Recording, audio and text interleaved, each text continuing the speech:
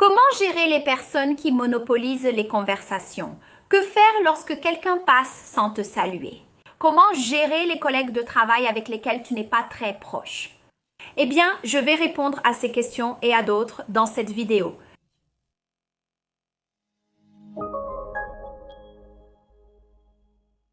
Bonjour, bienvenue sur la chaîne Étiquette et Protocole.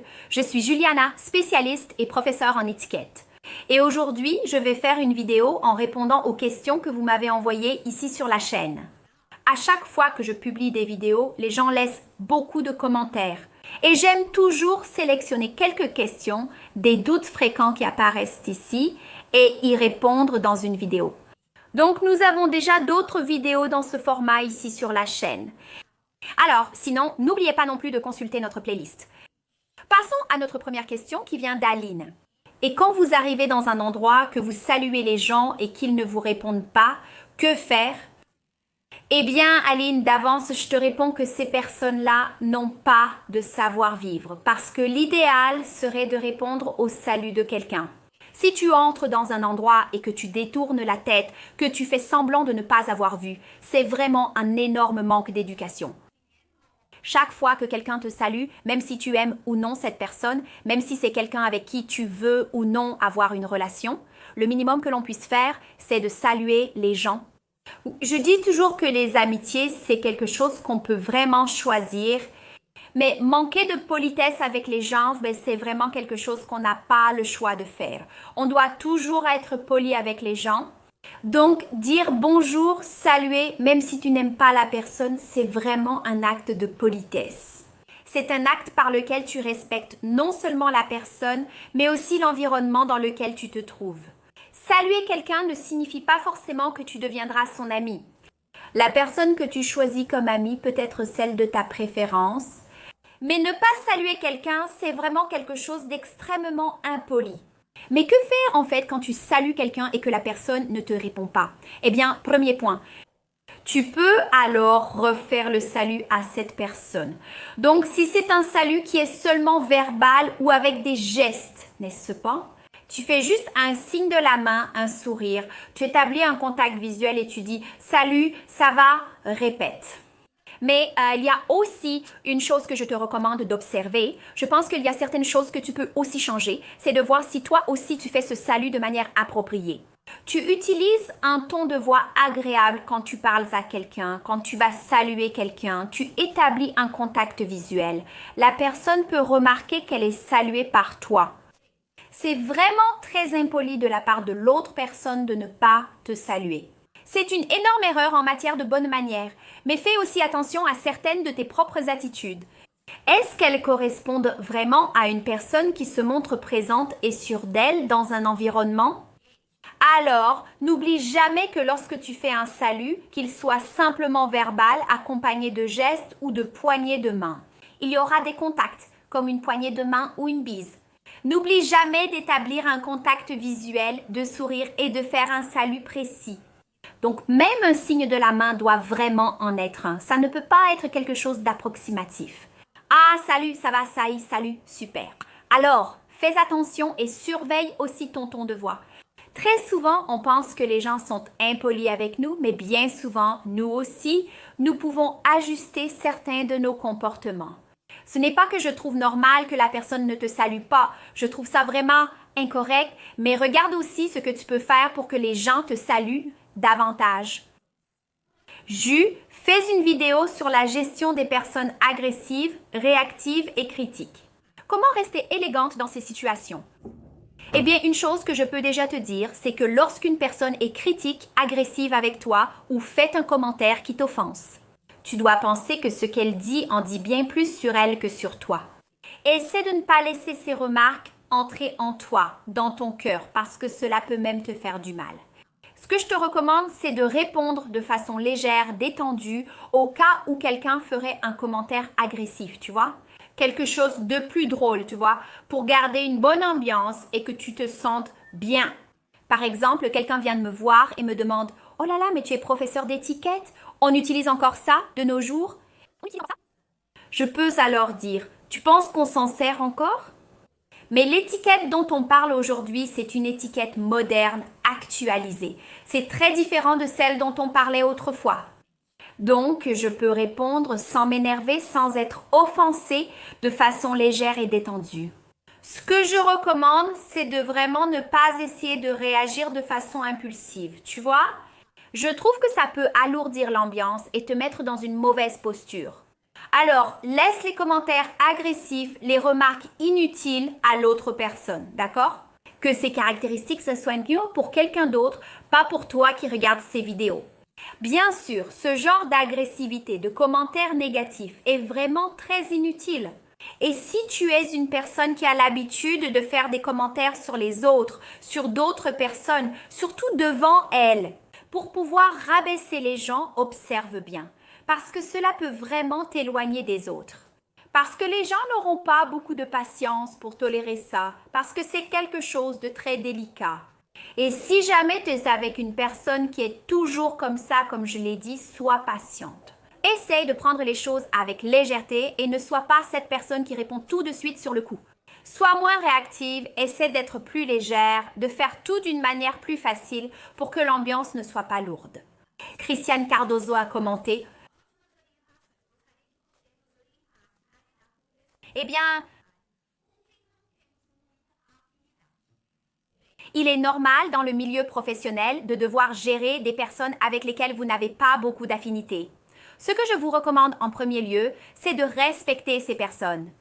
En société, vous choisissez souvent avec qui interagir et discuter. En revanche, dans le milieu professionnel, il vous arrivera souvent de devoir supporter certaines personnes. Certaines personnes sont parfois indispensables au travail.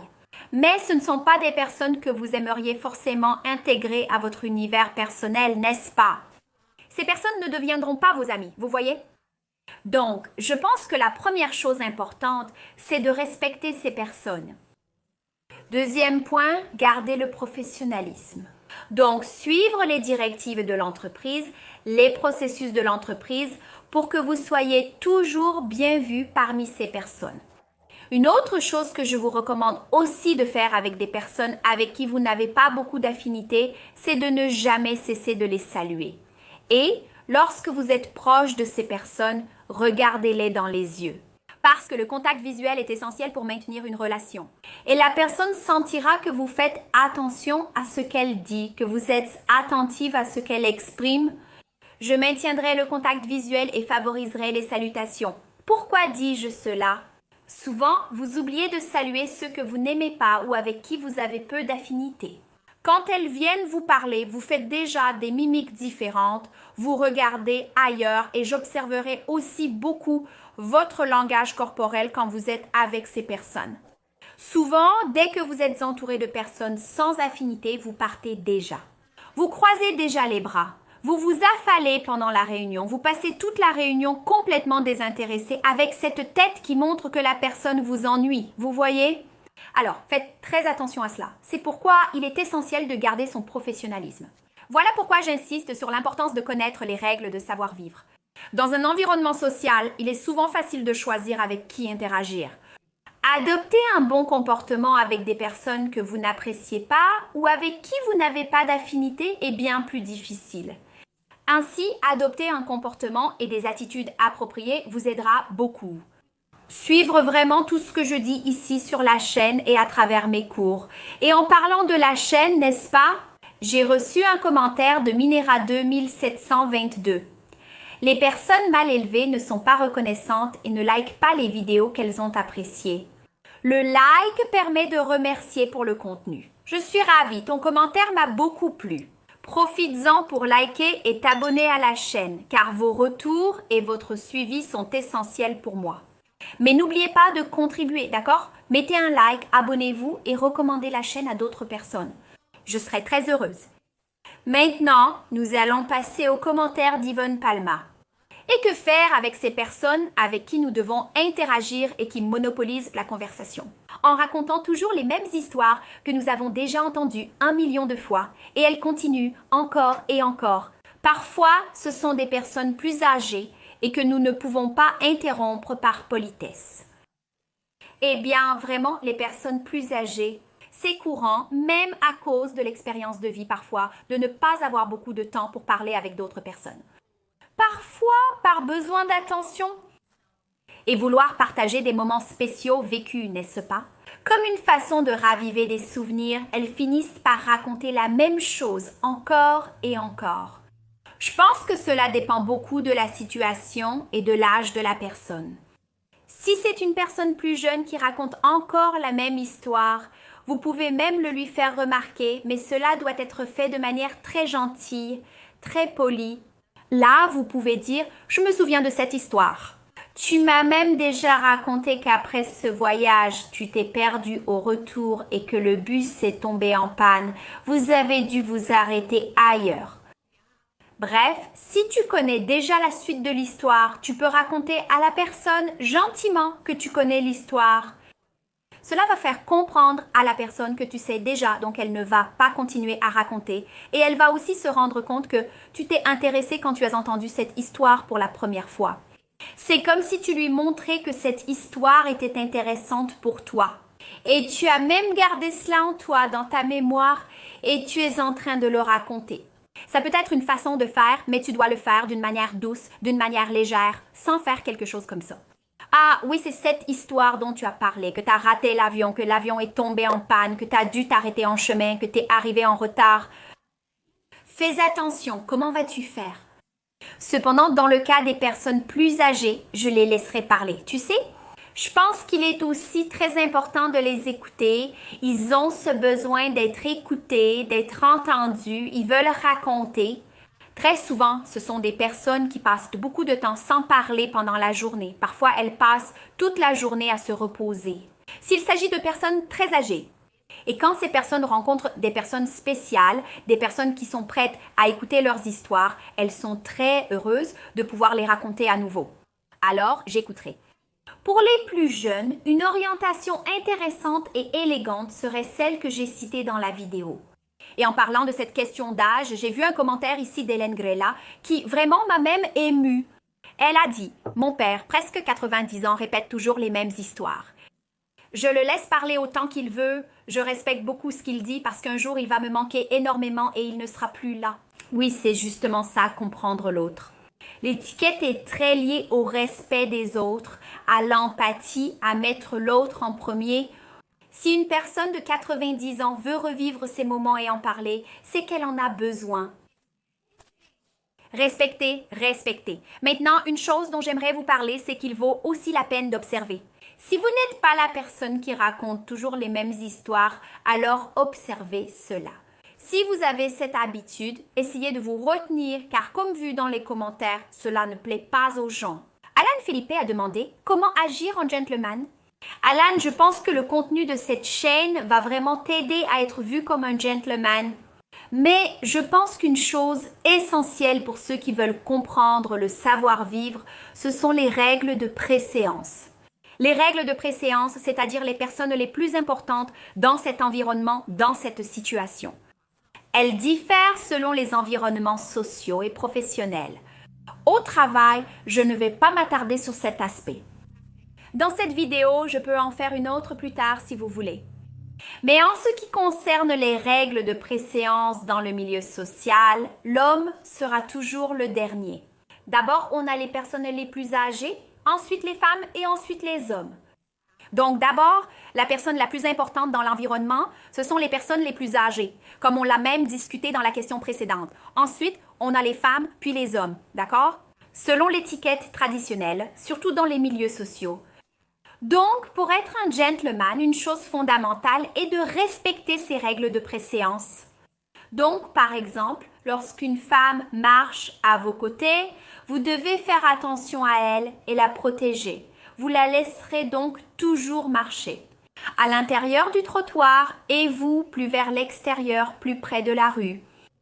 Lorsque vous montez, par exemple, un escalier, vous devez toujours monter derrière la femme, car si elle tombe, vous serez là pour la retenir. Nous avons plusieurs petites règles de protocole de préséance que nous suivons et qui sont liées à la galanterie. Donc, par exemple, c'est tirer une chaise pour une personne ayant un niveau de préséance plus élevé, que ce soit une femme ou une personne plus âgée. Autre point, ouvrir la porte de la voiture. Beaucoup de ces gestes de galanterie finissent par être oubliés, mais ils existent bel et bien, surtout dans le milieu social. Je peux en parler davantage si vous le souhaitez, mais cela me semble déjà une bonne orientation pour avancer. Bien sûr, il existe plusieurs petites règles de préséance qui sont aussi très liées au protocole et on peut en discuter un peu plus. Mais l'important, c'est que vous répondiez toujours, que vous protégiez et que vous donniez la priorité aux personnes ayant le niveau de préséance le plus élevé, c'est clair. Bref, les personnes les plus âgées et les femmes. Paula a demandé dans quelle position laisser les couverts quand on a fini de manger. On m'a appris à les placer à la position des 20 minutes, c'est correct.